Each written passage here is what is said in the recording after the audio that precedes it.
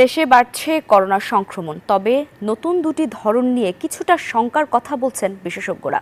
তারা বলছেন, নতুন এই ধরন মানুষের শরীরের প্রতিরোধ ক্ষমতা ভেঙে ফেলতে পারে। এদের সংক্রমণের মাত্রাও বেশি। এমন অবস্থায় এখনই সতর্ক হওয়ার পরামর্শ দিচ্ছেন তারা।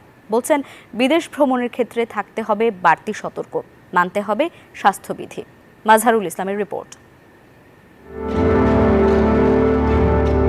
দেশে আবারও বাড়ছে করোনা ভাইরাসের প্রকোপ। কিছুদিন ধরেই বাড়ছে আক্রান্তের হারও। বিশেষজ্ঞরা বলছেন, করোনার ধরন ওমিক্রনের দুটি উপধরন এর জন্য দায়ী। নতুন এই দুটি করোনার সাব ভেরিয়েন্ট দ্রুত ছড়িয়ে পড়ছে, ফলে বাড়ছে সংক্রমণের হার।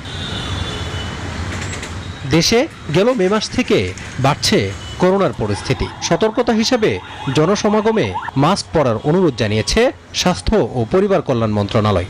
ঈদের ট্রেনের ফিরতি যাত্রায় যাত্রীদের মাস্ক পরা সহ স্বাস্থ্যবিধি মেনে চলার পরামর্শ দেওয়া হয়েছে। বান্ডেল থাকলে প্রতি সেনমানিতে টাকা বাঁচবে। বিকাশ সেনমানি বান্ডেল কিনে জিতুন প্রতি লেনদেনে। বিশেষজ্ঞরা বলছেন, কয়েক বছর ধরে মানব শরীরে করোনার প্রতিরোধ ক্ষমতা গড়ে উঠেছে, তবে নতুন দুটি ধরন সেই প্রতিরোধ ক্ষমতা ভেঙে দিতে সক্ষম। নতুন ধরনের ভেরিয়েন্টের রিপোর্ট হয়েছে। এর মধ্যে ইম্পর্টেন্ট হচ্ছে NB1.8.1 এবং LF.7। অবিরত বিভিন্ন ধরনের মিউটেশনের ফলে এই স্ট্রেইনগুলির একটা সক্ষমতা অর্জন করেছে যে এটি খুব দ্রুত আমাদের ছড়িয়ে পড়ছে এবং এতে যে ধরনের প্রতিরোধ ক্ষমতা আমাদের মধ্যে ছিল সেই প্রতিরোধ ক্ষমতাকে সে ভেঙে ফেলতে পারে। তবে আতঙ্কিত না হয়ে সতর্ক থাকার পাশাপাশি বিদেশ ভ্রমণের ক্ষেত্রে বাড়তি সতর্ক থাকার কথাও বলছেন বিশেষজ্ঞরা। তারা বলছেন, কেউ বিদেশ থেকে এলে তার স্ক্রিনিং প্রয়োজন। এ ব্যাপারে জনসচেতনতা প্রয়োজন। পাশাপাশি যারা আন্তর্জাতিক ভ্রমণে যাবেন তাদের জন্য যথেষ্ট সতর্ক থাকতে হবে।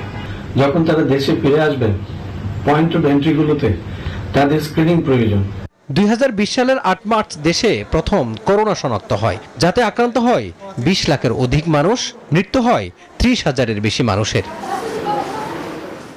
মাজহারুল ইসলাম, নিউজ 24, ঢাকা।